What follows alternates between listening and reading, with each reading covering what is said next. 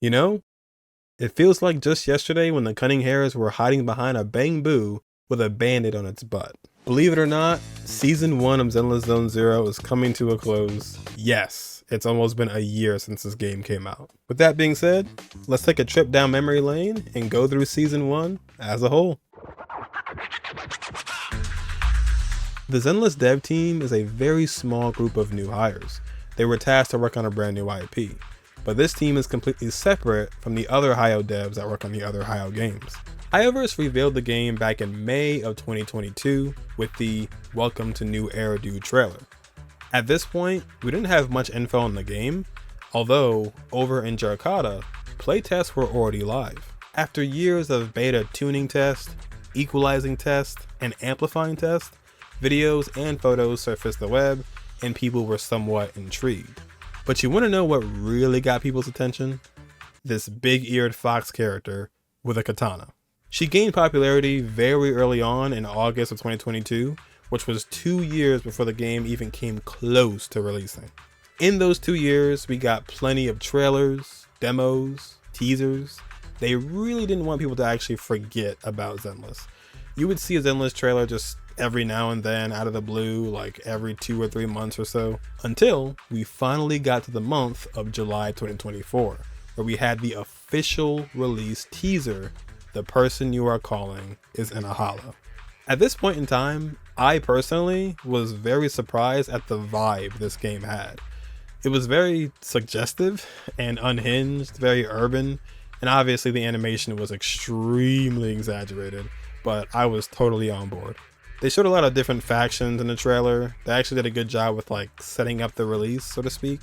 Then we got Ellen Jo's trailers. She had a demo, an EP, and a teaser, and they really must have pushed her demo as an ad or something like that, because her demo has 37 million views and 17 million for the teaser. Then we got the 1.0 live stream.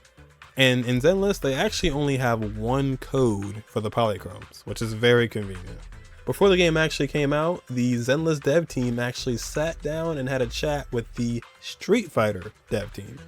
They must have drew a lot of inspiration from each other or had a lot in common, but it was just dev on dev talk about their game and what it took to make, their similarities and differences. But yeah, it was kind of cool to see two devs talk. But after all that, it was only a matter of time before Zenless Zone Zero finally released.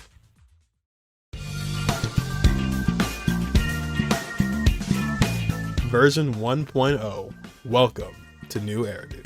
The date was July 4th, 2024. Zenless Zone Zero was officially out, and you could barely hear the game because of all the fireworks outside over here in the US.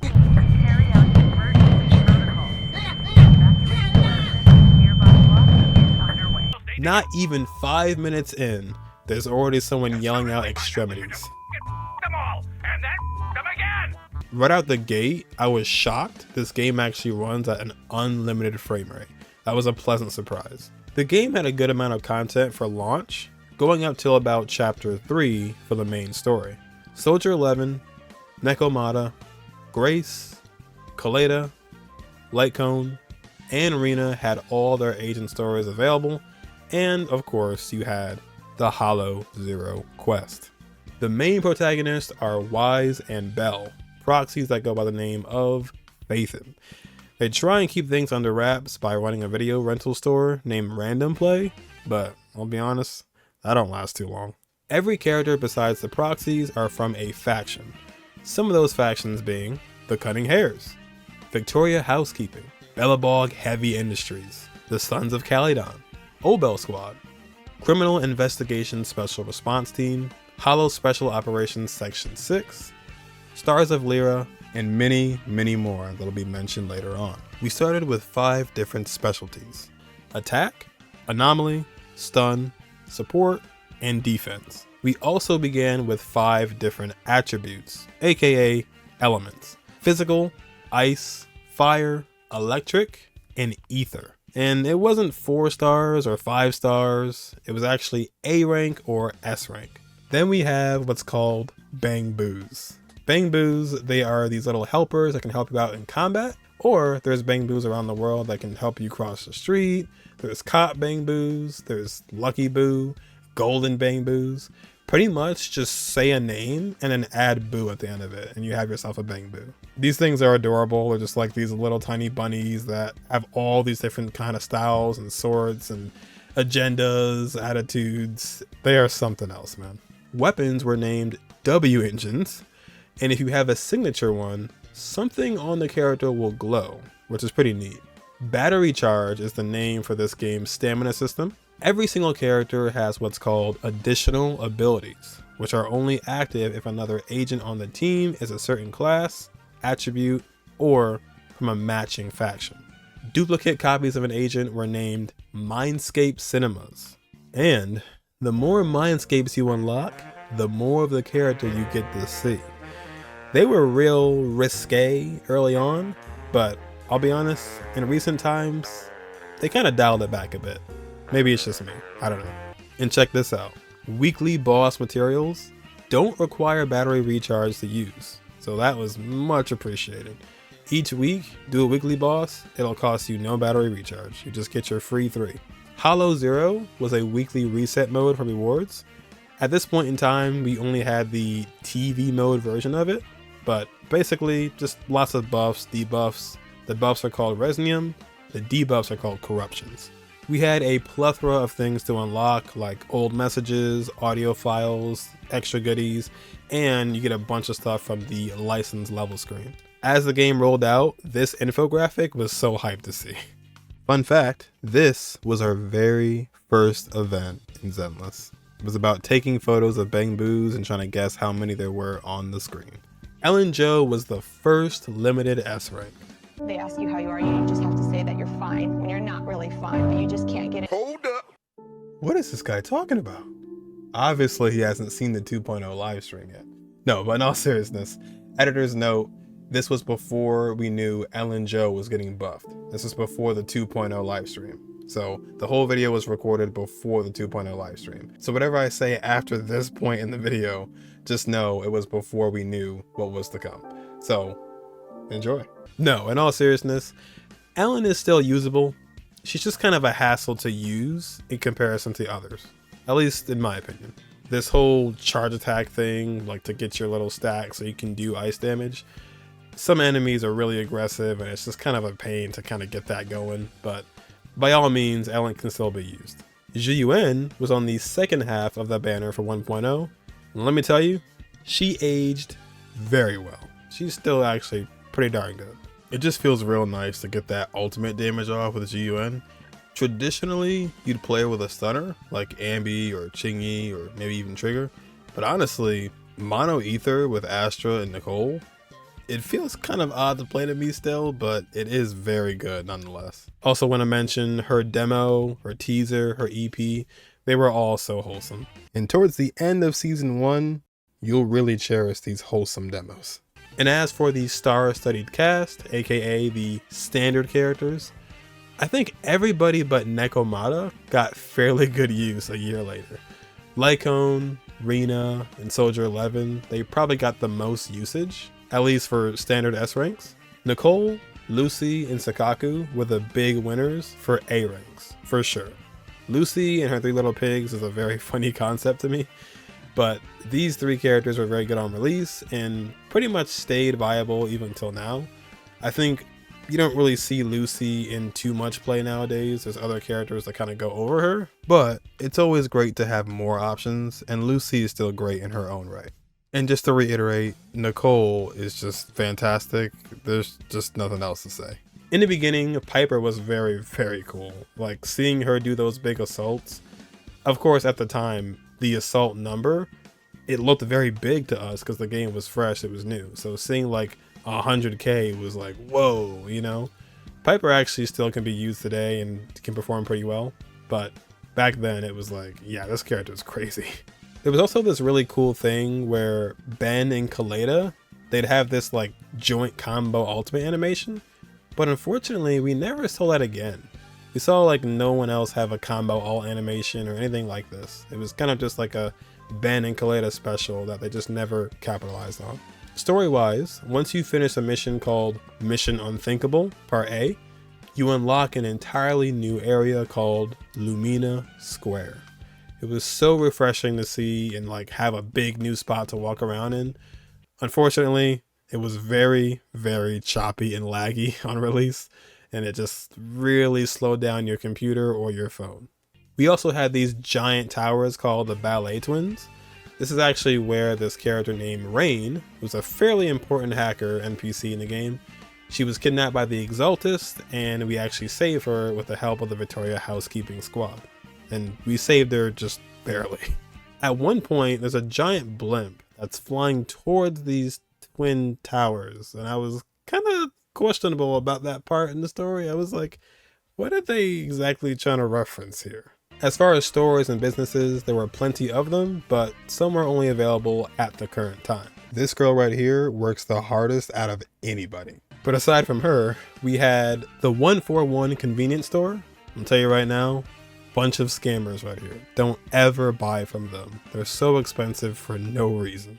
The coffee cafe, the HIA club with Bertha and Lila. Oh my god. We got the newsstand with Howl the dog. Old Dewey's Physiotherapy Studio, Waterfall Soup with General Chop and his son, Junior Chop, an arcade shop called Godfinger with Asha the bunny, the remodeling shop with Enzo, or basically the Bang Boo shop, Bardic Needle with Elfie, trust me, you'll be here a lot, Mew Mew with his off-centered mouth, Box Galaxy with Susie, best girl, and whatever the hell this is, the Sage in a Barrel. I don't know. Seeing the characters move around all willy-nilly in cutscenes were great. Belle and Wise actually feel like real characters and not just dead silent self-inserts. There were a lot of great moments in the story early on, like that one time out of every threat in New Eridu, you almost get run over by a car. Like the one Neeps mission with Qingyi and Jiyuan. Damn! Corrin sawing through the train door like a freaking horror movie. Then you have the introduction of the Bellabog crew, which is just hilarious. The story of Kaleda and her upbringing, also her resolution and comeback arc. Then we had the mission with Soldier 11 and Trigger, and ironically enough, here was the concept art for Trigger. Looks exactly how she looks now, right? I mean, nothing changed pretty much. You had the Victoria housekeeping parts where like you run up on them and they have this really scary aura to them, which immediately gets ruined by Corrin and Ellen.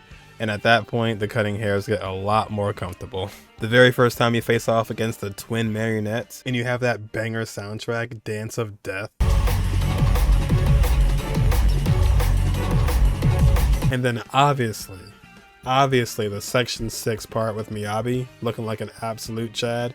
Even if Miyabi's eyes looked a bit derpy, still, she looked cool in this shot.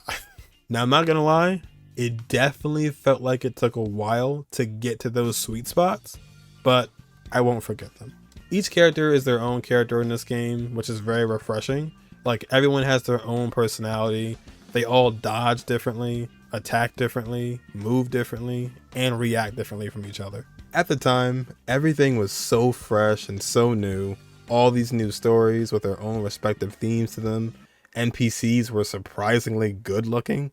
All new personalities, all new characters, new mechanics, new combat system to learn, a gacha rap song that actually slaps.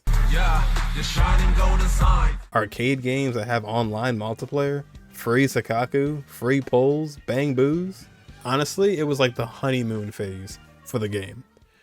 Or so we thought. Zenless was probably the worst received Hayo game I have ever seen on release. Content creators hated it, review sites hated it, calling it a mindless mouse clicking game, calling the TV mode dull and uninspiring. These were the major reasons for the uninstalling and people leaving a bad review for the game. Some mentioned that the story pacing just was not good either, or the game was just too easy as a whole. The TV mode was frowned upon by most people, the constant stopping, the amount of times you had to enter the TV mode to begin with. There were a very, very few amount of people who actually did like this mode. And I think it's fair to say, the devs definitely wanted this to be a big chunk of the game, but it just didn't land well with the community at all. It just left a really bad first impression on the majority of players. In other words, this game was dragged through the mud, thrown off a cliff, into a fiery pit, and burned alive. Abandoned by thousands, never to be played again. But for the very few people who were still hanging on, we knew it was only up from here.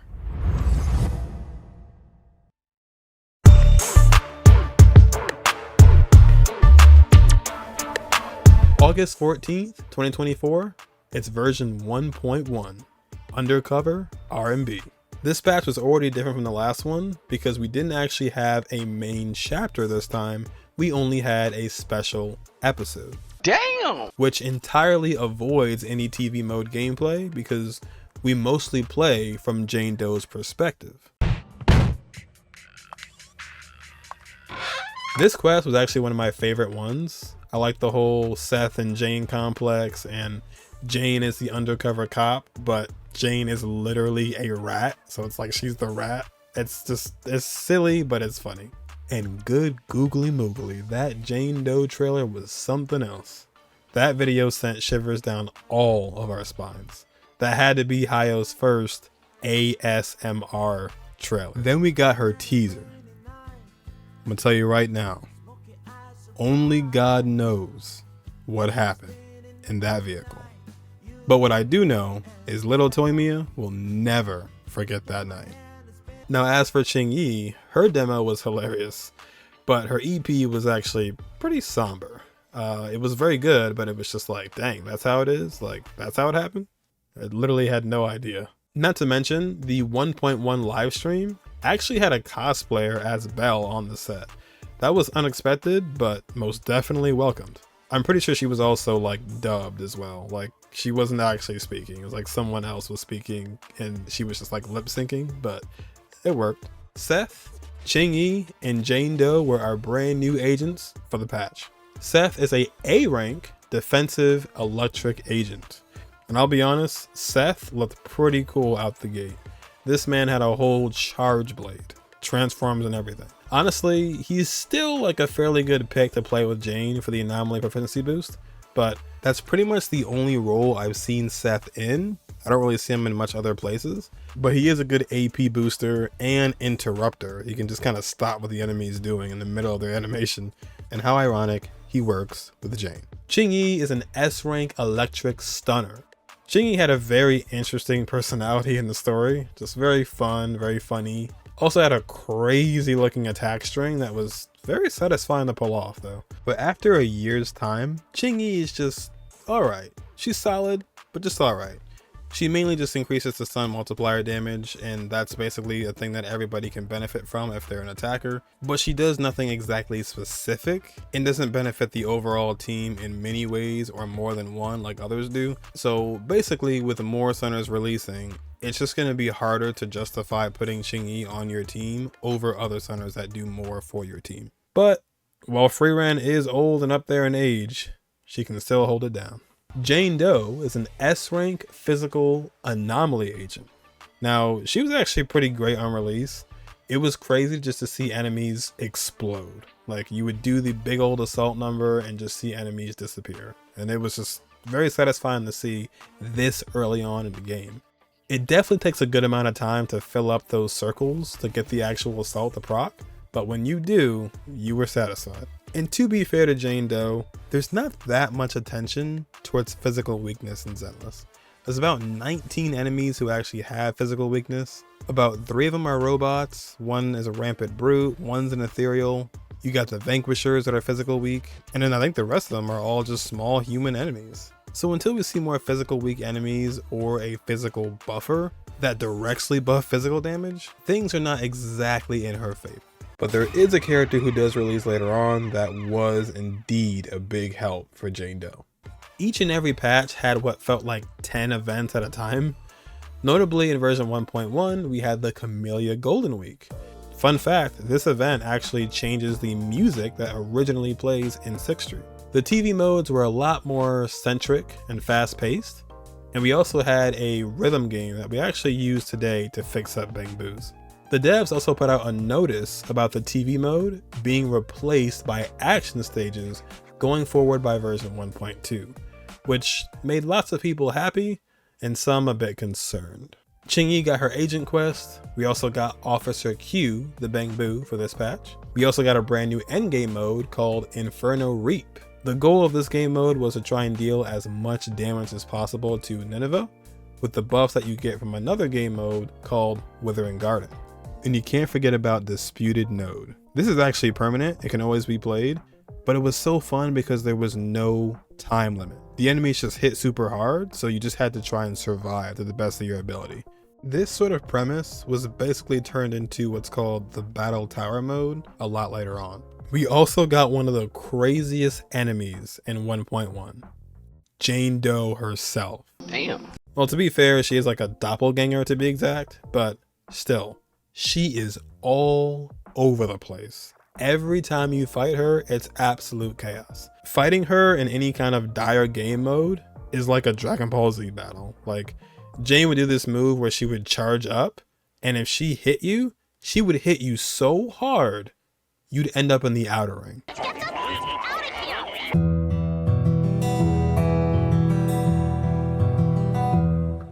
September 25th, 2024, version 1.2, Tour d'Inferno. All you could see was tumbleweeds, motorbikes, trucks, and Jolly Jenny. The outer ring was a very nice change of scenery in comparison to the city. Not to mention, the way it was introduced was honestly perfect for what it is. This game truly is just like a big old cartoon. Like, it really is, and it's because they don't take themselves too seriously. I think that's one of their greatest qualities. The life of luxury. Hey! Let go of my camera, you stupid bird! Of course, we already had Lucy and Piper from the beginning, so it was really cool to see the rest of the team come together and how they interact with each other. Trust me, you'll really get to know Lucy after this one. There's also another guy named Big Daddy, who's also a member, but I guess he'll maybe be playable one day, but not now. Our brand new agents were Caesar King and Bernice from the Sons of Calydon.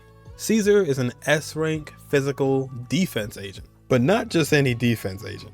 When people read Caesar's kit, their jaws dropped to the floor. She gives you a hefty shield. That shield lasts for 60 seconds if it's not broken beforehand, a whole minute long.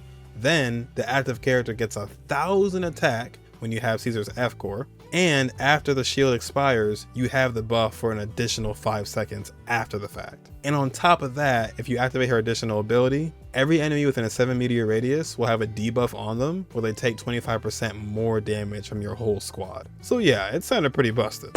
She had a bit of a parry-like system as well, and every time you pulled it off, it was so satisfying. In this patch, we got a new addition to shield defense temporarily. It was called Ambush Node. Alright. Oh, wow. On stage 5, the enemies hit so hard, it was no joke. Caesar was a big time help in that mode. Absolute like lifesaver. Her reception on release was great. Like, all things considered, the idea of a defense agent wasn't really a thing that too many players were excited about, but Caesar had a lot going for her. But how good is Caesar nowadays? Well, it depends on whatever the content is pushing. She's still very good for what she does, but it all just depends on what you're trying to accomplish and what's a better fit for the team you're playing. If you hold down her basic attack, she actually does have a bit of grouping in her kit. It's not like a big radius, but it is there. And also, I like the roll. The roll is cool. Bernice was an S-rank fire anomaly agent.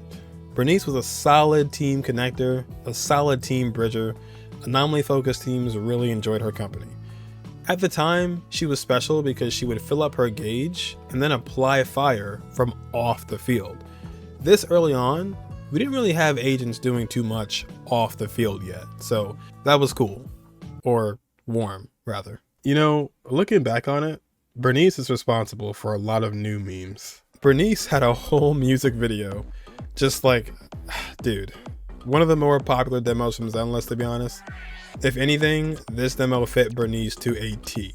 Just silly, wild NPCs dancing, the ethereals dancing, a dog dancing.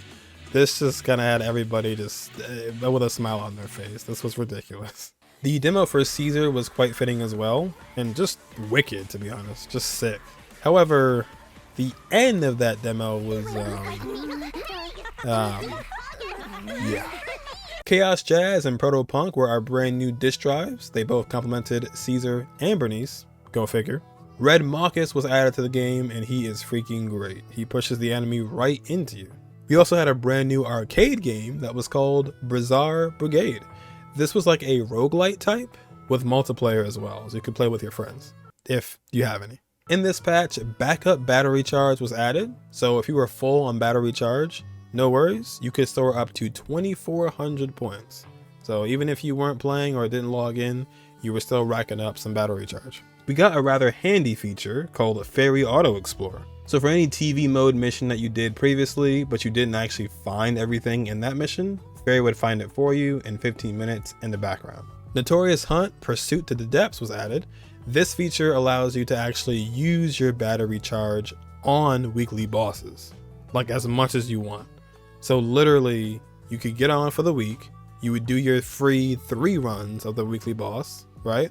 But then, if you want to, you could literally just use your stamina as much as you want to get more of those drops. So that was a great feature. They also added the Tin Master Special, which was an item in the coffee cafe shop. It just gives you 80 battery charge instead of the 8,000 different ones you had to pick from before. It just makes a lot more sense. Like before, there were so many options and it only gave you like 60 because they gave you double for whatever you did.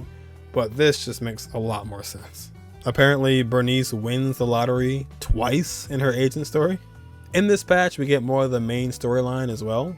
And I'm not gonna lie, this was many people's favorite chapter. And I bet you didn't expect to be riding a motorcycle in Zenless, did you? Well, behold, Zenless Kart 7. Imagine we get to ride the motorcycle. In this version's adventure, proxies will also get to experience No! Oh my gosh! Oh my god! Sadly, this was only a thing for the story and was never to be seen again.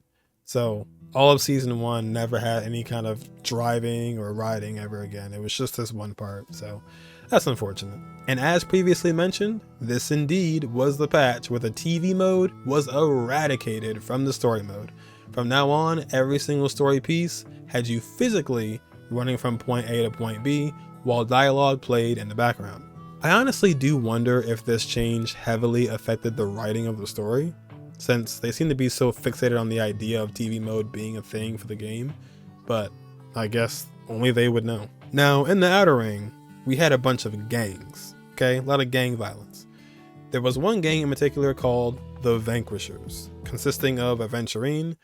No, kidding. His name is actually Lucius, but I mean, come on, look at him. We also had Moors, the wolf dog man, Bellum, the orangutan, who just desperately wishes that this man would remember him for once. Polka, the cat, hungry for money, betrayed, and lied to in her past, which brought her here, at least for the time being. And then we had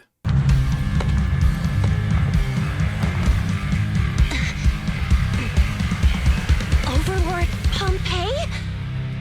Pompeii. Pompeii was the leader of the pack, and this guy was the definition of a Giga Chad. Spoilers, they took this man away from us, and I am so mad about that, even till today. Pompeii was awesome. Sadly, he becomes an ethereal, and apparently his bike does too somehow. Him and his bike become a major boss to fight, which I'm pretty sure you've done like countless times by now. Ironically enough, everybody from the Vanquishers gang are enemies you can fight in the game, with the exception of Lucius. But in the end, Caesar drives off a cliff and dies. The end. They also added Blitz Operation for Hollow Zero.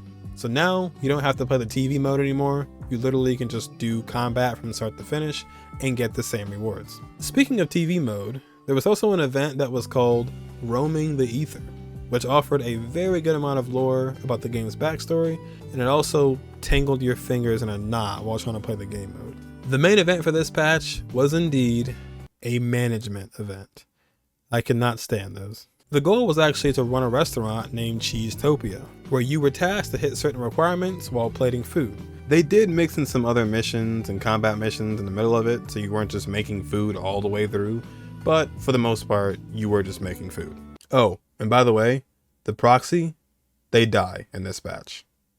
So, isekai, anyone?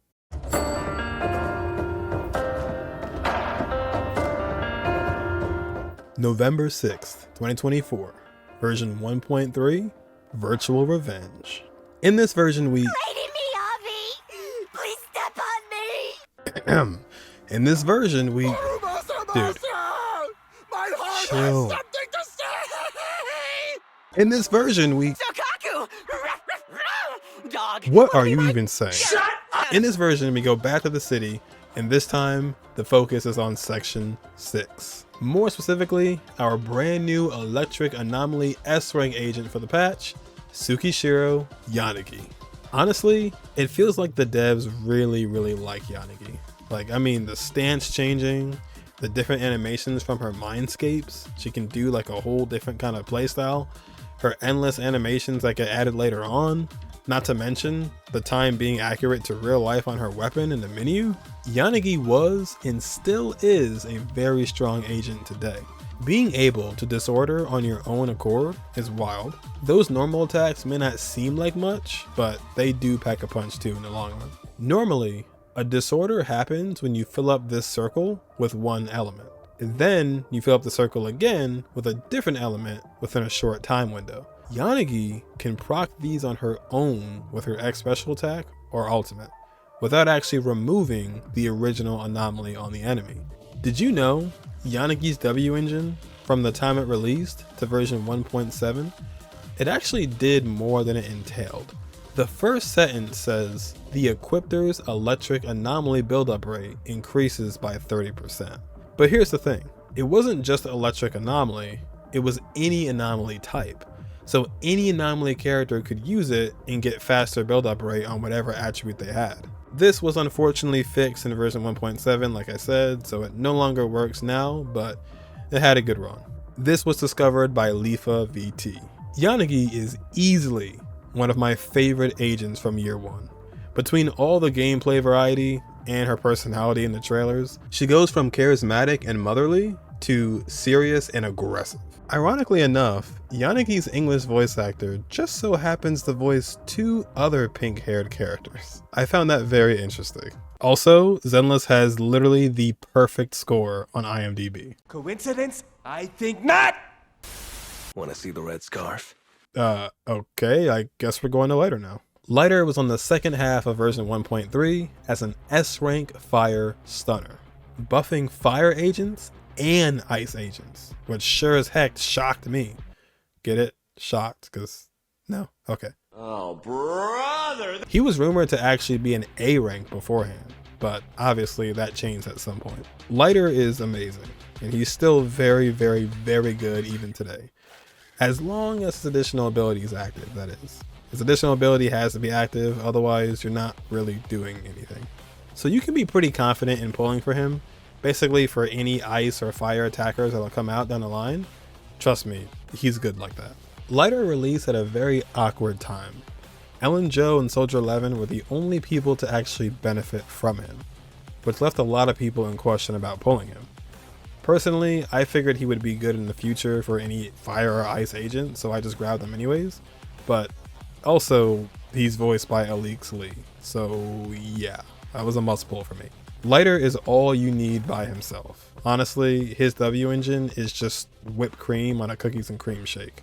A literal fire DPS got drip marketed just before his banner went away. It was like a day left, so best believe there was some last minute Lighter pulls going on. This time we got no main story. Once again, this version was a special episode for Section 6. We were dealing with a hacker group called Nullface. Section 6 helps HIA test their latest VR system, and they end up getting stuck in there completely. And at some point, everybody but Yanagi becomes a bang boo for some reason. Yanagi just pulls out all the stops and does all she can to fight for her squad, and does so successfully. And in the end, you get this great shot of her without her glasses that just really seals the deal for me. And if you were curious, this indeed is the quest where Miyabi does her thumbs up. The one that you've probably seen around a lot. Yeah, this is that quest. Lighter's quest was actually a deeper dive on his EP video. It was about the people that he lost and why he became a fighter in the first place. They somehow incorporated this side-scroller fighter view as well in his quest, which is really neat. Then you finish off with Lighter just glazing himself, basically. I don't care what anyone says, best Bang Boo design was in this patch. That's right, Batty Boo. Batty boo, what you gonna do? What you gonna do when they come for you? He was now officially playable after debuting in 1.1 in the Jane episode. Now he's actually playable. And we also had Night Boo as well, which is actually pretty good. We got a brand new store, the Sanz Studio. You can buy decorations if you want. We had an event called Virtual Battlefield Mayhem, which introduced Snap, the Bang Boo. In that same patch, we also had Mr. Hello. Mr. Hello would take your agents through what was called Boot Camp Tactics, where you go through an investigator training course, aka your characters gain XP in the background. TV mode came back with the Arpeggio Fault event. This event was surprisingly long. I did like the idea of it, but this went on for quite a while. Each character had certain skills that helped you fight enemies, aka bash into them. Keys unlocked doors and you could take different paths. Bombs cleared the way, and Nicole and Nekomata were super synergistic. I feel like if you like the TV mode in general, you probably were digging this event. If not, this still might be on your event list right now incomplete. Redo Weekly was also added this patch. This was a set of tasks and challenges that you could complete on a weekly basis. And lastly, for version 1.3, they added the Endless Tower mode. This is actually a permanent game mode that tests your skills against each and every enemy in the game with increasingly difficult stages and debuffs. And also only allowing for so many agents and Bang Boos to be brought with you. Floor 25 is when the polychromes stop coming in.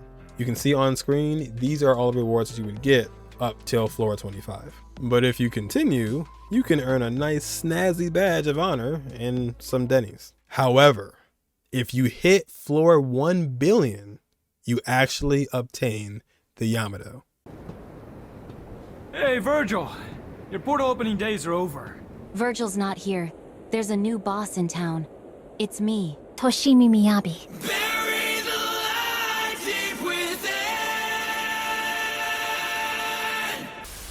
I come at night, burn in the night like fire. December 18th, 2024, version 1.4, A Storm of Falling Stars. No joke, version 1.4 was essentially a reboot of the entire game. The big-eared fox character finally made her debut as a playable character. Buy her now. No, like seriously, this was the first screen when you log into the game. I'm not joking. Haramasa was given away completely free as an S-rank electric attack agent. That only lasted from version 1.4 to 1.5, so he's no longer free today, but it was very much appreciated. Haramasa is fun when you actually get the hang of him. He can be very technical, but his playstyle is very zippy and satisfying when you do get to pull it off. And also, a free S rank is a free S rank, like we take those. I stand by what I said, he is very fun. I ended up building him about a patch later after he released, and like I said, I had a blast. So I don't know how he'll hold up within season 2. There'll be a lot of changes and the whole sheer thing, so we'll see what happens, but he is fun, and since he was free, it really can't hurt to use him, play him, build him. He's cool. However, at least at the time, most individuals either weren't as interested in him, or they were distracted by the fox in the room, Miyabi herself. Miyabi is an S-rank anomaly frost agent. Yes, I said frost. They actually gave her a slightly different attribute from ice. When she was teased in her agent record, people thought she had a dual element or something like that, like she had 2 in 1, but that wasn't the case. Hoshimi Miyabi was our first playable Void Hunter. If you're unaware on what a Void Hunter is, be sure to watch the What is a Void Hunter video. She basically just steamrolled enemies in comparison, and I'm not gonna lie, it was a bit alarming at first. I was like, whoa, this is a big shift. Now, Yanagi is amazing in her own right, but she does kind of work as a battery for Miyabi to perform. Miyabi needs what's called Fallen Frost stacks. These things right below her face. You can do a little blast of damage if they're not full. So if you have 2 or you have 4, But if you have all 6, you do this gigantic AoE attack. It's like a tactical nuke. Ironically enough, not having them full looks really cool. It's like this 3-bladed sort of like thing that goes a long distance, and you can actually use it to kind of clear things faster if the enemy doesn't have that much health. I mention that because Zenless has this interesting thing where enemies don't exactly die until you finish your animation fully. Now sometimes you can start it and the enemy will die like mid-animation, but typically you need to finish your strike or your punch or whatever you're doing for the enemy to actually disappear. Miyabi's design is actually really nice in my opinion, because it kind of steps away from the other designs, if you know what I'm saying. Now don't get me wrong, I don't mind that stuff at all, okay? Like, I'm totally for it. But it gives Miyabi more of a modest, professional, and formidable aura, you know? Like, she's dead serious, no games. I mean, she can be silly sometimes, but you know what I'm trying to say. I mean, to be fair, all of Section 6 are also office workers, so they're all dressed in dress shirts and black ties, so I guess that makes sense. Haramasa and Miyabi were actually available for the entire patch, so you had 34 days to get them. Zenless Zone Zero was now available digitally on PlayStation 5. Also, a week after 1.4's release, they actually dropped the official Zenless album. Boy, was I waiting for that one. It's a 6-hour runtime album with a total of 198 tracks. The main story got a complete overhaul. Everything from the prologue to chapter 3 replaced TV mode with EOS gameplay and more action stages. Although, if you so chose, you could still play it like it was originally.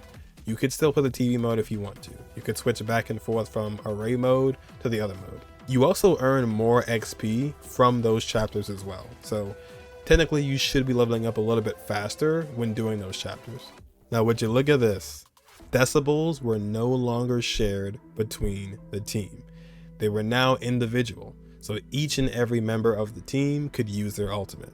Basically, decibels are like energy. You have enough energy, you can do your ultimate. In this game, you need about 3,000 decibels to do your ultimate, but before 1.4, it was all shared between one team. So when you hit enough decibels, only one person could ult. But now in version 1.4, every character individually can do their ult, and that's awesome. That change was much needed. What's funny is you would never even see certain characters' ults.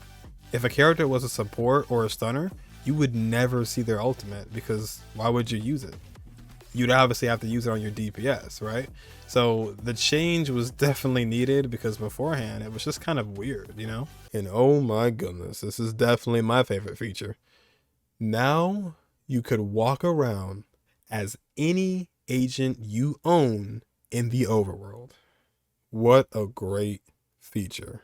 The Zenless team knows what kind of audience they have, and they know what they were doing. We got a brand new feature called Quick Sweep for shield defense that basically just auto clears the first 3 floors for you if you got an S rank in at least 4 floors previously. So if you got the floor 4 last time and you cleared it with S ranks, next time you're gonna have the first 3 done already. We also got quality time for hanging out with other agents and completing their trust missions, but now they actually walk around with you. They have more dialogue, there's more funny moments. I think if you just stand there and look at them, they have a line for that too, like an awkward line. They made it more immersive and brought it more to life. And Miyabi got a slight redesign. I didn't hate her original look, to be honest, but I love the new one way too much, so there's no way I could actually complain. She kind of looked a bit derpy back then, but I kind of thought it fit her, because she's serious, but she's kind of silly at the same time. But like I said, the new design looks so good, I can't really look back at that point. We got a brand new endgame mode called Deadly Assault. Man, this endgame mode, they absolutely cooked with this. You gotta deal as much damage to the boss as you can in 3 minutes, you have buffs, and you have a secondary way to earn points, to see how many points you can earn in total. 1 star is 6,000 points, 2 stars is 14,000 points, and 3 stars is 20,000 points. You got 3 different bosses, 3 different teams, but you only need to 3-star 2 bosses to get all the polychromes. If you want to clear all 3, you'll just get some extra dennies and you'll get a little bit more points for the logistics shop. and it rotates every 2 weeks in tandem with Shiyu Defense. So literally in Zenless, every single Friday, you have a new endgame mode to play. That's freaking great. Now I will say, I do miss Ambush Node. It had no timer on it, like you just had to survive. But I thoroughly enjoyed Deadly Soul. It's my favorite endgame mode. It's just fun. I feel like it's good for both audiences too. If you're somebody who invests in their characters heavily, like Mindscapes and multiple copies of W engines, you can try and go for the kill, right? If you're someone like me who barely has any W engines and everyone's M0, just try and clear. But sometimes you can actually get pretty high scores even at M0 and no W engine. We also had a pretty big event for version 1.4. It was called Into the Pale Wasteland. This event had you explore this big giant area, but there was no color. Just besides your character and NPCs, there was no color. There were a bunch of tasks to complete. We actually had a skill tree to level up for Yanagi and Miyabi that actually granted them more power and more skills. As a start, Miyabi, Yanagi, Billy, and Ellen Joe actually got new animations. Some agents got brand new animations entirely, while others just got tweaked to existing ones, but that was shocking to me. Characters don't really get touched much after their release, at least in Hayo games. When a character comes out and that's it.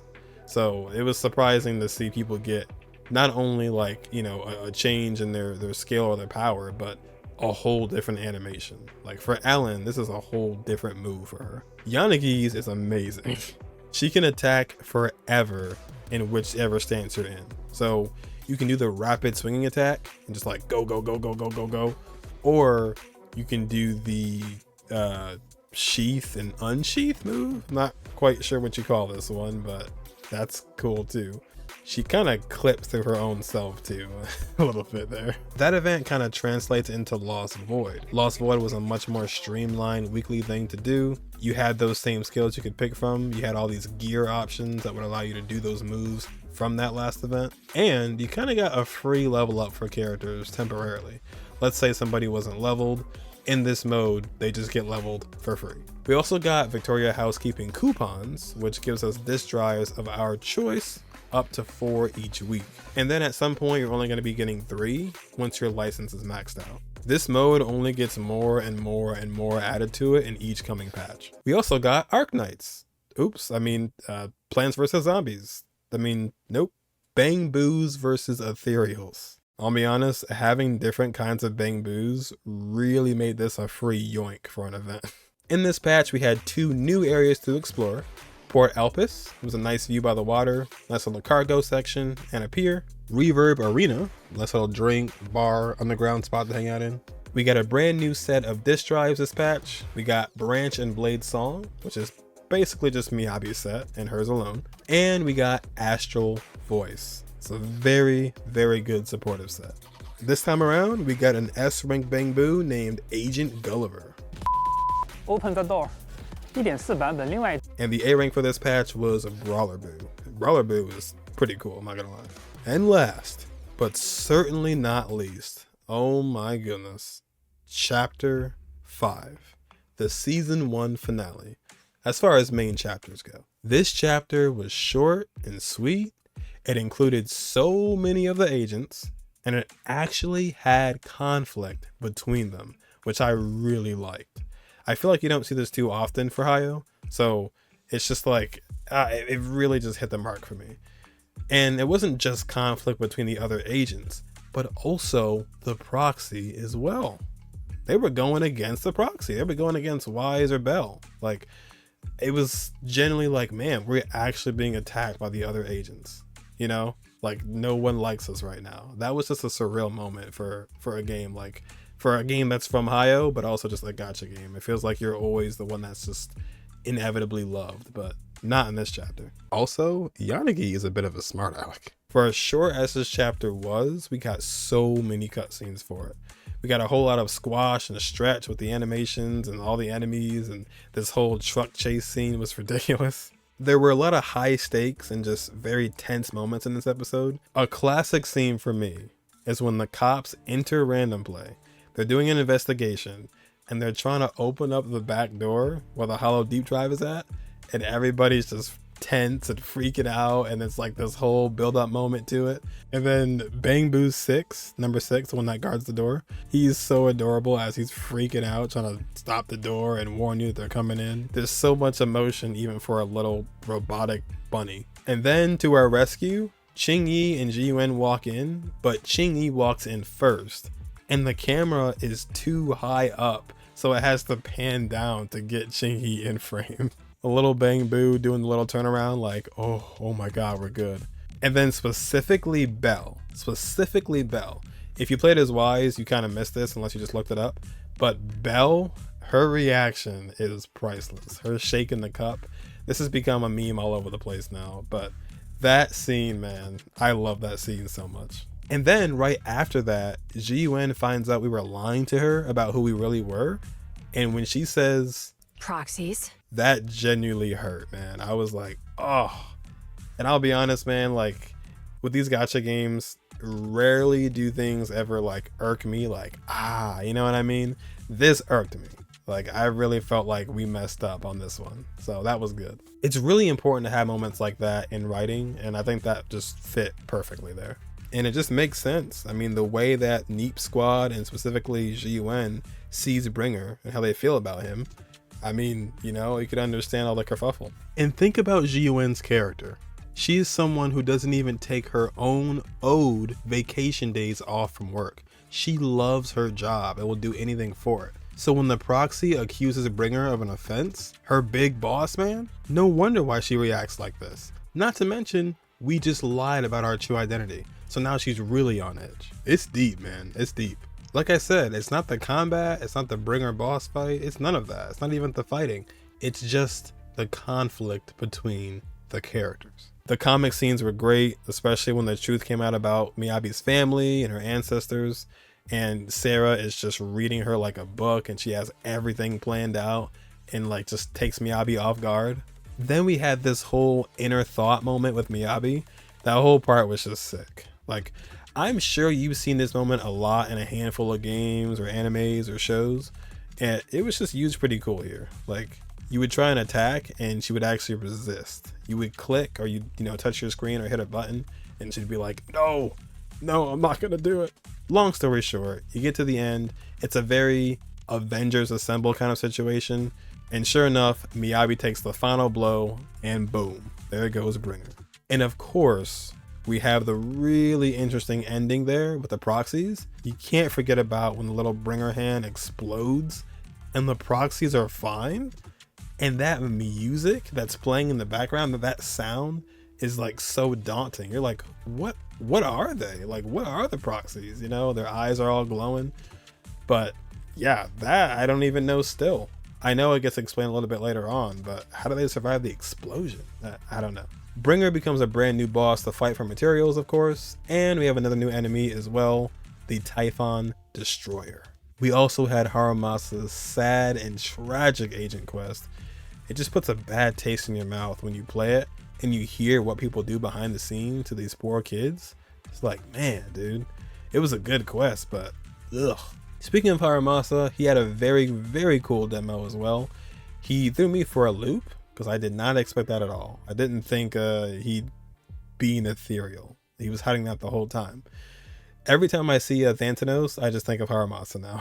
Miyabi, she had 4 different trailers. She had a very sad and painful animated short and EP, but as for her teaser and demo, it was very heroic. But to wrap up the legendary patch that was version 1.4, we had a small epilogue for chapter 5 that included 2 upcoming agents that were already teased at the Game Awards a bit before this version came out. But you know, there is something fishy about one of these characters.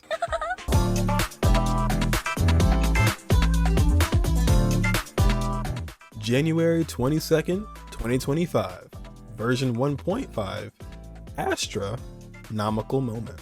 A very fitting title for the Happy New Year patch. We got 20 pulls in total this time, and we got the usual 10 Boopons. In this chapter, Evelyn and Astra become wife and wrong script.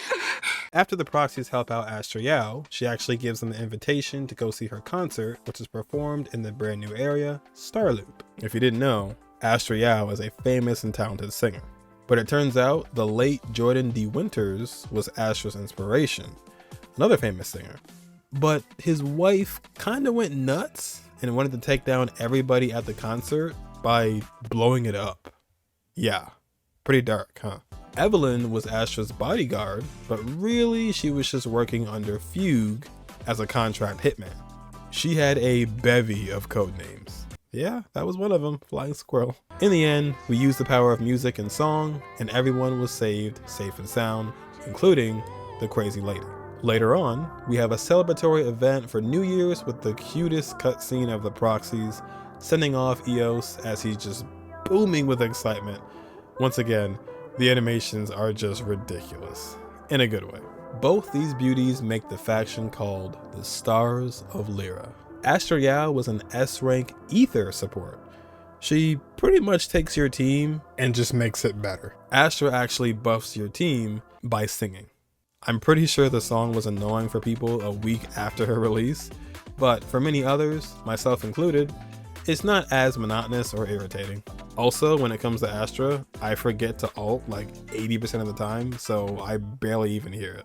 Astra was a great support for season 1, but she does have her downsides, like no real decibel generation for agents and not much personal damage. But I only mention these things to point out there's much more room to play with for busted supports in the future. Also, her W engine really isn't that impactful, which is a plus for our polychromes. Then we have Evelyn Chevalier. And man, they really just nailed it with her, huh? They really did. Evelyn's playstyle is actually a little bit different. She specializes in chain attacks and builds up resources to perform them at max strength. It allows for some unique and satisfying combos too. Astra, Lighter, and herself are just a match made in heaven. The team plays so smooth. And speaking of smooth, Evelyn takes off her jacket in her ult animation, and then it actually stays off afterwards in game. The string wraps around her heel. Like, are you kidding me? It wraps around her heel, literally. Like, that's insane. Astra and Evelyn have 2 different ultimate animations as well, which is very refreshing because you see your ultimates a lot and it's cool to have a slightly different sort of look when you do it. Then we have our good friend Snap. Snap was our brand new Bang Boo for this patch, as he was shown a little bit earlier as we mentioned, but now he's actually playable and he snaps photos for damage. We got a beautiful Cantonese piece for Astra's music video. That was great. Then Wise becomes the luckiest man on earth because Astra just randomly wants to take him on a date. I was like, what? Then we have the more dark trailer for Astra, where she's exposed to the dangers of the ethereals and the hollows and just seeing people getting eaten alive and people sacrificing themselves to save Astra from the depths. We got Evelyn's EP, which is just very wholesome. It's just them going back and forth trying to help each other out. But you can see that Astra sort of changes Evelyn's lifestyle. She learns how to cook or how to dress differently. She's changing her lifestyle up, all for her. And lastly, Evelyn's demo, showcasing her job and what it takes to work it. She gets assigned to actually take out Astra, and obviously she's like, no. When Evelyn walks in, her face is so bothered. She's so tired. She's so sick of everything. And then Astra just lights her world up. And that smile was so meaningful at the end of this demo. This was also the same patch where we had our very first reruns. At this point in time, Miyabi already made her presence known, very much so. So Ellen's rerun wasn't looking too desirable. Ellen lovers, obviously you guys win. You always win in that case. But yeah, otherwise you weren't really too into that manner. And as far as Ching-Yi was still Ching-Yi. Nothing much has changed besides Caesar being a semi-stunner and then Lighter's release. But besides that, she was still doing her thing, I suppose. Speaking of Ching-Yi, she was actually the host of your favorite event, the Elpis Ultimate Angler Championship. You actually get this funny little fishing animation every time you actually catch a fish. They also threw in some combat missions in there as well, just to add a little something different from just sitting there fishing all day. And I believe we also got the coastal reef after playing this event as well. It's like a little offshore island, but you can always go to it if you want to. It is permanent. We got brand new enemies like the Lumberjack. We got dudes in suits, or officially named the security operatives. And last but not least, we got Terror Raptor. We got a brand new arcade game called Mac 25. Just keep on driving, don't hit anything wrong, and just hit the power-ups. You had different cars you could get too that played differently, controlled differently, and had different speeds. And I gotta say, I appreciate how we do get more arcade games. They could have just totally left this whole store alone and did nothing with it, but we actually do get these games fairly often. We also got another version of the Battle Tower mode. This time you have a fresh start and you have new rewards to gain. You still had the original one, but they added another one on top of that. So the other one stays where it was and you just have a new one where you start fresh. We also got a slow motion picture taking event, which probably made for some very interesting shots. Ellen Joe got what was supposed to be an agent quest, but in my opinion, this might have been the worst quest we got yet. This just felt so thrown together at the last minute. The only saving grace was it was very short. Like, the pictures were wholesome in it, the comic book parts and stuff, but yeah, I don't know what this was. Also, 1.5 was the first patch we got new outfits. We got one for Astra-nomical called Chandelier. It's a nice sleek variant of her original with a fair amount of differences. Ellen Joe got one as well called On Campus, and I'll be honest, not to be picky, I feel like this should have been free. We've seen Ellen so many times in this outfit, it's not even funny. I just feel like it was so simple, it was so basic. I like the outfit a lot, but I don't know, I feel like that one should have been just given away, but it's not a big deal. I totally see why they didn't do it. She is an S rank after all, so it is what it is, but I was like, eh. But speaking of free, Nicole's new outfit actually was free. It was called Cunning Cutie. This was not a bad outfit by any means, and even if it was free, so it didn't matter. But sadly, it is no longer free. It was only free in version 1.5 by doing the event. Now you're probably curious, what event did you have to do to get the free Nicole outfit? It was actually Fall Guys. I mean, Bang Boo Guys. So, you know how you see official name brands in grocery stores, but then you also see a knockoff? For example, it'll be like Pop-Tarts, but it's Toaster Tarts. Fruit Loops, but it's Fruit Rounds. Honey Nut Cheerios, but it's Honey Nut Crispy Oats. Maybe even Lucky Charms, but it's Marshmallow Mateys. That's kind of what this Bang Boo Guys thing was. It was like a bootleg version of Fall Guys, but it was fun. Its official name is Grand Marshal Adventure. You had no choice on what game type you wanted to play. It would just kind of randomly cycle between survival mode, where you had to stay on the platforms as long as possible, or the race mode, where you had to actually just platform through an obstacle course to finish first. Once again, this is how you got Nicole's outfit. Apparently on the very first day, the event was super laggy, because like some bad netcode, but they fixed it like a day after, so they got it. The surrounding event was called the Day of Brilliant Wishes, where you pretty much just see each and every faction in their respective Bang Boos. You talk to them, and you do this little like Simon Says kind of dance battle, and then EO's gonna unlock all these different outfits in the process. It was just like a cute little event, but the main thing for that patch was we actually got to see Hugo Vlad, Vivian, and Robin in game. It's always nice when they actually put a character in your face way before they release. That's like a really just like fun little tease they do. And I don't know about you, but because of that event, I thought we were going to be getting Hugo Vlad and Vivian next patch. But boy was I wrong.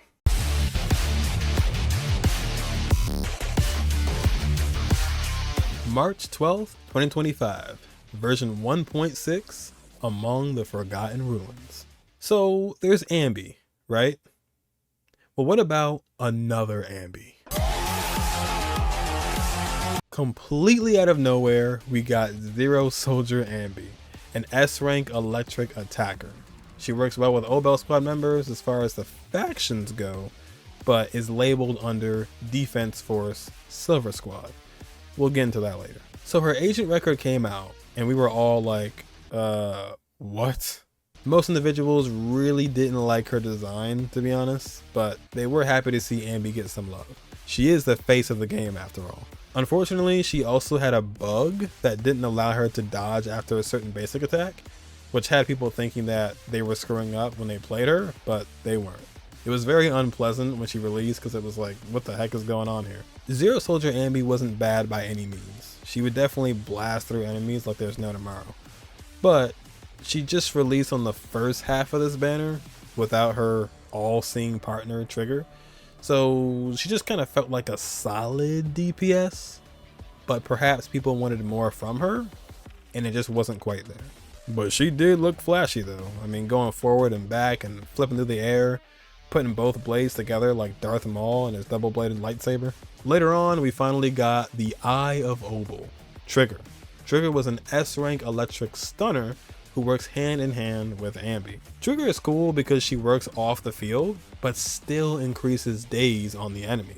She increases the stun damage multiplier, much like Ching-Yi, but it only goes up to 135%, 100 being the base, right? What triggers me the most about Trigger is most of her benefits come from her extremely specific, only for Trigger and that's it, W engine. It's called a signature for a reason, bozo. Yeah, I know, but still, they didn't have to go this far with it. It's like, 1, you have to be a stun agent, right? 2, you have to be able to do aftershocks. And then 3, you got to be able to do electric damage. Like, I get it, but dang, man. It's not impossible for them to release someone else like that, to be honest. Like, they could do it, but it's a lot of marks to hit. Oh, and not to mention, her W engine substat is crit rate, because she gains days from her core passive based on crit rate. So yeah, it does make sense. Trigger with her W engine is A-okay. We also got Pulchra. Remember her from the Outer Ring? Pulchra is an A-rank physical stunner, joining the ranks of the Sons of Calydon. If you recall, the last time I mentioned an A rank was Seth from 1.1. Yeah. It really pains me to say it, but she basically just works like a worse Trigger. You enter the Hunter's Gate state by doing an X special attack, assist follow-up, chain attack, or ultimate, which allows her to do off-field attacks that apply days to the target. Once this bar runs out, you gotta do one of those things again to restore it. Pulchra feels a bit strange to me because if you switch back to her, the Hunter's Gate state just abruptly ends. But the thing is, she has the back swap mechanic like Seth does. So while I will admit it is a skill issue, I often end up mistakenly swapping back to Pulchra, which removes her resources entirely. So I play it and I'm just like, ah. But her M6 is kind of nice though, and so is she herself. Very much so. Bernice and Yixuan return, making this their first rerun in version 1.6. Now in Zenless, everybody has a neat little live wallpaper for the pause menu, except for Soldier 11. But ladies and gentlemen, after 6 patches, she finally got one. Soldier 11 mains can finally rejoice. She has her wallpaper. It was even more annoying because the way you get wallpapers is by doing the trust missions, and no matter how many times you did Soldier 11s, you just couldn't get any more progress. You had to wait until the story lined up with it. We got brand new disc drives. One was Faithin's Melody. It was pretty much just for Vivian. And we also got Shadow Harmony. That's pretty much for any Aftershock focused agent. We got a top-down event called March On Tiny Titan. That was interesting. My favorite part is that there's a level where there's a building in the way and you can't actually see yourself at all. It just blocks the screen entirely. And ironically enough, we got a Nikkei shooting event called 0 Point Calibration, which features Trigger. Very fitting. Huh. Very, very fitting. Like 1-to-1. Verbatim. Like the exact same thing. Burnout mode was also added to the game, which allows you to use double battery charge to get 10 drops from the boss instead of 5 at a time. I believe it's a random rotation on which boss gets the burnout mode, but yeah, it just kind of saves you some time, really. New Hollow Zero event, Dancing on Strings. This brings us to the Geppetto fight, another giant pink boss. I'll be honest with you guys, this fight just kind of feels like nothing is going on. You attack Geppetto, you can impair his tail to knock him down, you can fight the mobs he summons, which also knocks him down, or you can run around in circles dodging his ether walls, which is probably the most interesting mechanic, but at the same time, you could just see it as stalling. Rarely do I ever feel threatened in this fight, but maybe it's just me. However, before you actually fight Geppetto in this event, you meet this little feline on the way. It's Jufufu, the Jufufu of Yunqi's Summit. This was unexpected for me, like especially for version 1.6. I could see 1.7, like the patch right before it comes out, but nope, there she was, all of her glory, sitting right there. There was also a weird bird there too. At that time, she was actually teasing us with some info on her own faction and her Shifu, Yixuan. She also mentioned that Yixuan is a Hollow investigator as well, and that she may possibly be lost in there somewhere. But once you complete that quest, you actually get to see what Scott Outpost had blocked off from your sight. You see this giant, like just completely destroyed land.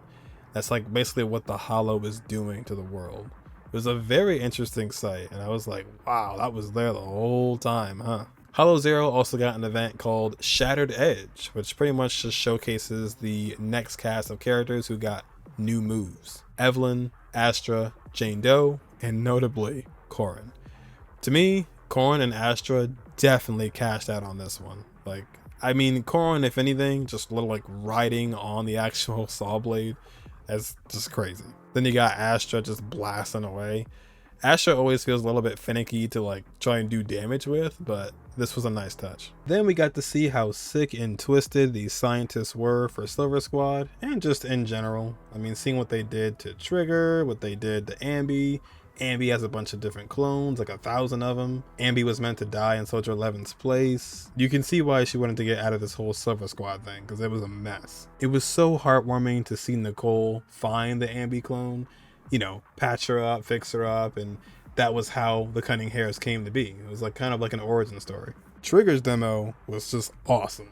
It was just awesome. This is little girl, and she has a little teddy bear, and I guess like the viewer perspective is the teddy bear is driving, but Soldier 11's the actual one driving. It's just a cool trailer of basically Trigger just showing off and taking out these dudes with all these really cool angles. Just Trigger being Trigger, Trigger being awesome, and as far as her teaser goes, we'll get into that in the story. Ambi's quest was Echoes of Silver, and Trigger's was Out of Sight. Not gonna lie, major spoiler alert. Let's talk about the story a little bit. So Ambi's was mostly about Silver Squad and how it came to be in the first place, but it was mostly about Soldier 11 and the squad's past as a whole. Twiggy and Girl A took a vital role in her quest as they captured Soldier 11, only to be stopped by Ambi and Trigger, who came to the rescue. In this quest, Soldier 11's memory was going to be wiped completely, just reset. So Ambi went and poured her heart out and told her everything that she didn't know previously about her, but only because Ambi knew that Soldier 11 would not remember. Until Nekomata comes in clutch with the secret recorder stuffed inside the stuffed Ambi doll given to her as a gift. So basically, that little doll recorded everything. So even after Soldier 11 lost her memory, she could just listen back to that tape and put the pieces together. In the end, Ambi goes back to stop Twiggy and Girl A from bringing back the evil technology from the former Silver Squad, only to be surprised by Soldier 11 wanting to help her do so. What was cool too is we got their alternate names. So it was Harin for Soldier 11, Charon for Trigger, Amba Tizinia for Ambi. I bet you can't say that 3 times fast. Supposedly this name also is the Greek origin for resurrection or to come anew, which would make sense for Ambi, but not entirely sure it's true, so take it with a grain of salt. Twiggy and Girl A become Palacus, which is a brand new enemy you can fight in the game. They have that same kind of stalling animation that the Ballet Twins have as well, but it's a pretty cool enemy though. Now Trigger's quest. Trigger's quest was so good in my opinion. It goes back to her past trauma after dealing with the Hollow Zero incident, and the fact that she lost all of her squad mates, who she still thinks are alive though. But I like how it revolved around Zoe. She was on a completely different squad, but she went through the same thing Trigger did. She had that same trauma that Trigger went through. They were both orphaned, they both lost her squad, yet Trigger and Zoe saw the same situation in completely different ways. Zoe saw the Defense Force soldiers who didn't come to her rescue as betrayal, and that actually led her to go on a mass murder spree. Trigger, on the other hand, was able to understand why things went the way they did, and she saw her teammates as teachers and learned from them. I know I just spoiled it, but it's a pretty good quest. Check it out. Also, I want to point out, Zoe is actually standing next to this trash can in the very beginning of that quest. Make sure you come back to that trash can at the end of the quest, because there's her entire diary in there. Zoe's entire diary is in there, and it really wraps up the story nicely. And the last thing for Trigger, I just find it really cool that her emotions reflect the light that's on her visor. So if she's sad, it's blue. If she's like kind of getting a little bit mad, it's yellow. If she's angry, it's red, so on and so forth. It's just a nice, neat little thing. Then we have our epilogue part A, which focuses on Hugo Vlad and his boyfriend, Lyko. And of course, we get insight on Vivian. I was a very big fan of how mysterious she was. She had this very daunting aura to her, but obviously later on, that changes quite a bit. Now, this happened a lot sooner than I would expect it to. At the start of that quest, the mayor gives the proxies a call, and he mentions that Kara left behind some data that can minimize the side effects of their eye implants. He brings in a team of specialists that can analyze the data, and they can make an upgrade to the HDD system that boosts the proxy's ether aptitude, meaning they can just waltz on through the hollows like it's no problem now. So Bell and Wise are just running around the hollows like it's nothing, like physically there with the agents now. And I don't really like that, to be honest, because I feel like it kind of takes away from the danger that hollows used to have. And now it's more like, oh, I can just walk on through. It's still dangerous because they can't really fight on their own, but still, the whole ether aptitude increase thing is kind of just like, I don't know. So I don't know how I feel about that, but it is what it is. We also learn more about TOPS, that corporation, and we learn about the Ravenlock family via Hartman Ravenlock. Epilogue A was kind of exciting because we got to see what everybody was dealing with firsthand. So for example, with Vivian, she had these premonitions where whenever she would shed a tear, she was going to see the bad future of somebody nearby. We see an actual real life example of it happen in this quest. And for some reason, Ambi and Trigger are there too. I don't know.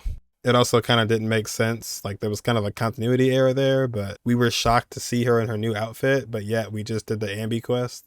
I don't know. Anywho, we'll get into more about Vivian a little bit later. In this first part, let's focus more on Hugo. Hugo had a pretty messed up past, but it wasn't just any messed up past. His father, he was just twisted. He's a twisted man. So rotten and twisted that Hugo actually wanted to kill him. But at this young age, that probably wasn't going to happen. So he ran away from home and ended up meeting with Lycone and his master, Jack. They formed a group called Mockingbird, but they had their disagreements with their ideals, their motives, and their ideas, and eventually split apart. Hugo's definition of justice was not necessarily taking from the rich and giving to the poor, but more so taking the things that people have in abundance and giving it to the people who need them. Which honestly I think is pretty fair. But also when he was young, he was saying, not all lives hold the same value. Sometimes you need to eliminate one if it means saving more. Can see where it's coming from, but you may not want to agree with him in public. Now, right smack dab in the middle of this quest, you get your hands on Bringer's belongings. More importantly, a cassette tape that involves his voice. He's in a hollow, and at a certain point, he just stops and he says, "I've seen a miracle." And it genuinely makes you think, what did he see? What did he see? What does Sarah got going on behind the scenes? And now you're kind of thinking like, he keeps talking about this thing like it's so good. Now you kind of want to know what it is for yourself, you know? And that was one of the most interesting parts of this quest, was just like, what on earth did this man see? It makes the past and the fall of the old capital even more interesting. Then we get this awesome Hugo Boss theme. No, not the store. It's this Undertale or like Castlevania type theme that just fits Hugo very, very well. Hugo also becomes an enemy in the game under the name Abyssal Enforcer. Also, we got Specialized Assault Bomber, who's also a brand new enemy in this patch as well. And I want to mention, in the story, Vivian actually does her normal attack string in combat with you. And it's kind of funny because it kind of gives us something in advance for the immersion. Like, she's not just standing there or she's not a disembodied voice. She actually is running around with us and she's fighting. So it was like, oh, well, that's nice. I actually failed to mention this earlier, but the main point in this quest was to actually obtain one of the sacrifice cores, which we learn is actually inside the pendant that's on Joyce's coat. We also learn that Lycone pierces through Hugo's chest and kills him. He's dead. And then Vivian has a premonition that Belle will drink a can of Red Bull.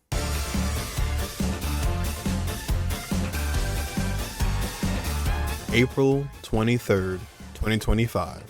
Version 1.7, bury your tears with the past. This is it. This is the season ender for year 1. We started off with a Vivian Banshee. Yes, not a vampire, but a Banshee. Or a Banshee. Or a Banshee. Vivian is an S-rank Ether Anomaly agent from the Mockingbird faction. If you love Anomaly, this one is for you. She basically just lets her flowers bloom. Or, sorry, a bloom. A bloom. You're Jane Doe, right here. You do your X special attack, you apply the physical anomaly attribute to the enemy. Vivian does her 5th basic attack, her Feather Bloom basic attack, and now you're able to do a blooms. But because we're playing Jane, we'll be doing a physical bloom. Whatever attribute gets applied first is the bloom that Vivian will do. Overall, Vivian is just fantastic. This is who I was referring to earlier when I said Jane Doe got quite the upgrade. Miyabi can play with her too, but does she really need the help? Yanagi and Astra is my favorite pairing with her so far. It just feels so smooth, like even smoother than Miyabi. All you see is just a bunch of numbers overloading on your screen and it's just great. I actually don't have her W engine myself, but the W engine glow for Vivian is one of the best I've seen. I'm not gonna lie, like she glows so much with her engine. Vivian kind of shares the same role as Bernice, but a different attribute and does way more than just apply the attribute. And she also has rockets under her skirt. Listen, don't ask me, man, ask the devs. I do wish you could fly a bit longer, but it's not really meant to be an exploration kind of thing in the first place. This feature is kind of out of left field for her, but it is a nice touch though, I may say. Then we have Hugo, a little boy who can take control of rats. Oh, wrong game. Then we have Hugo Vlad, an S-rank ice attack agent. Mr. Vlad is sort of like a nuke character, kind of. You take some time to build up and then boom, you do big damage all at once. Except in Zenless, you have the ability to stun enemies. So the way it's done here is actually pretty clever. His best in slot teams include 2 stunners, mainly Lighter and Lycone. You stun as fast as possible while trying to get some chain attacks in there for Hugo's passive. Then you hold the X special attack button or use your ultimate. And then boom, you just do the Hugo million damage. So you're not really building resources on Hugo himself, you're actually building your resource, aka stunning the enemy as fast as possible. And obviously wanting to use someone like Lighter who can buff Hugo's damage. I really do like how his best teams actually don't include Astra, which is a big upside in itself. His W engine is pretty freaking good as well, so keep that in mind. You don't actually need to have it, but boy does it help. Hugo works well in some areas and not so well in others, but his playstyle is really fun, and the question is, will it get old fast? Well, that's up to you. But if you did pull Hugo, you probably feel good, considering that you have another ice agent to play instead of Ellen or Miyabi all over again. And if you have neither of them, well, congrats on your first ice DPS. I myself didn't pull Hugo because after 7 patches, I still don't have Lycone. We got the Mockingbird Bang Boo, Robin, probably the sleekest looking Bang Boo if you ask me. But also in this patch, we got the funniest Bang Boo. That is Overtime Boo. This Bang Boo is easily the most relatable one. As far as reruns go, first half was Jane Doe, and the second half was Lighter. Once again, go figure. Literally like the perfect matchup for the brand new agents going with the rerun ones. I'll be honest, there's not much to say about the events on this one. There were at least 2 that were literally just the same ones from before. We had the sandwich one and the Bang Boo Fall Guys one, but this time you had a rank system for it. The Dew gardening shop was kinda sorta open. There was an event around it, but it wasn't open like the usual stores. Sadly, this was indeed the patch where Time Weaver, Yanghi's W engine, was quote unquote fixed once again. Now it's been fixed to only work with the electric anomaly buildup. We also got trailers for Vivian and Hugo, and we also got this sweet French EP for Hugo. Ladies. And to end things off, let's talk about the epilogue part B. So we find out the only reason Vivian is alive right now is because of the proxies. If it wasn't for them, Vivian would have hit the ground too hard. Unfortunately, the proxies don't even know what they did or said to Vivian online, but whatever it was, thank goodness it worked. Dina was Vivian's first ever friend, but they had a very traumatic experience that unfolded, and of course, Vivian of all people were blamed because of her ability. Also, Yixuan shows up and shows the Ethereals who's boss. Turns out Hugo Vlad planned out everything in advance. Yes, even his death. It was all staged. It was all fake. Lycone knew about it. He had the blood bag and everything. This guy knows what he's doing. He stuck to the plan so well that he even drank the poison that Hartman gave to him earlier. But to stop himself from harming others, he actually asked Lycone to strap him to a chair and lock him in a room. After a long and drawn out 30 minutes of fighting Hugo's inner self, which is the Bang Boo for some reason. I'm not quite sure why that was the case, but then we physically fight his inner self, which is followed finally by freedom. That was something. Then Hugo goes on to confront Hartman, and he just trashes all of his plans entirely. Cuts all his connections that he possibly could have had with Topps, the corporation that he wanted so badly to be a part of. Towards the final leg of this chapter, Dina was raised by a cult, so her reasoning didn't really make any sense. She was delusional and completely taken over by rage and anger, so she just kind of lashed out. She was so angry at Vivian, yet Camille is the one who actually pulled the trigger. Then Camille sacrifices herself, which then leads Dina to stabbing herself with the serum, and she becomes Tepes?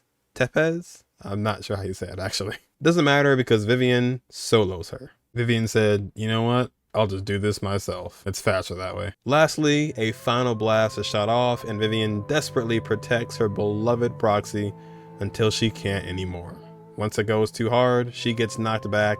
You can see the ether just taking over her body, eating her away as the proxy is just crying and wailing. It was all over. Nothing could be done. Vivian was about to become the second coming of Haramasa. Until we use our Ether Aptitude reverse card, bringing her back. Just like that. Instantly. Like right away. Good as new. Just literally that fast. And finally, we have the comedic fortune-telling scene with Yixuan, where she uses a simple spell. Fortune-telling services is 10,000 dennies per session. And everybody scatters. Then we go to this mysterious store in Lumina Square that looks like it's completely closed down, but somebody actually slipped something through the door to Yixuan. Then she mentions that she can't actually show us what she received because it's not the right time yet. Closing out this chapter saying, there will be plenty of time in the future. We will certainly meet again.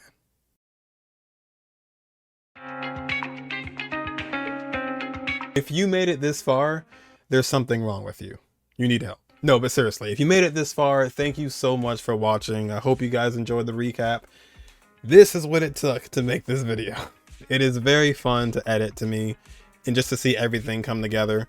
This is over like 2,000 different files of like audio, videos, pictures, but to see it all come together, even myself, is just fantastic. And it's just such a satisfying feeling. Here was all the scripting, by the way, that went on for a while. Just a bunch of dumb and stupid ideas and dumb jokes that I'm sure all fell flat. And at this very moment, season 2 is about to come out. So we've gotten a bunch of live streams, trailers, Yixuan content. We had Yixuan versus Miyabi. Like, are you kidding me? So I'm excited for season 2, but it is a Hayo game. It is a gacha game. So I'm a little bit on edge. You know, it could go bad, it could go good. I don't know. But at the end of the day, once again, Thank you guys for watching. Thank you guys for rocking with me. I work a full-time job. I'm struggling over here, so it's hard to balance content. I want to put out more, but it is what it is. Shout out to the whole Zenless community as a whole as well. The content creators, the guide makers, the reactionary channels. Ash Vanity just put out a whole 5-hour recap of the whole story himself, so that make sure you watch that. This game is cool. I do like it. I want to see it thrive. I want to see it do well. It'll be coming to Xbox as well, so make sure you're ready for that if you are on Xbox. We will see what they have in store. We'll see what the future holds. And most importantly, maybe one day we'll actually see the Angels of Delusion. Maybe they're actually real. We'll see. No matter what, I just like the game. Want to see it thrive, want to see it do well, but not too well. I don't want it to be like overpopulated, you know what I mean? I like where it's at now. It kind of feels a bit like it's underground. But as always, I will catch you guys in